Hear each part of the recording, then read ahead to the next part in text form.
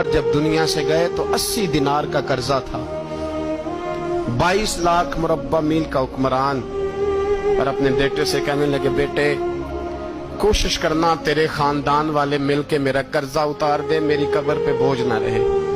اور اگر خاندان والے مدد نہ کریں تو میرے دوستوں سے بات کرنا، وہ مدد نہ کریں تو پھر علی سے بات کرنا۔ ان کا پیار آپس میں اتنا، اور تو اختلاف ثابت کر رہا ہے۔ 80 دینار کا قرضہ چھوڑ کر حضرت عمر دنیا سے گئے اور جاتی دفعہ کہہ گئے میرے بعد میرے بچوں کو حکومت کے مشورے میں بھی شامل نہ کرنا،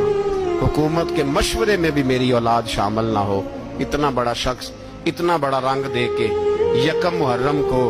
جب عمر فاروق کا وصال ہوا تو بیٹے سے کہنے لگے اماں عائشہ سے جا کے کہو میرا بھی نبی پاک کے روزے میں دفن ہونے کو دل کرتا ہے۔ ایک قبر کی جگہ ہے اماں جی نے اپنے لیے رکھی ہے، بخاری ہے، بخاری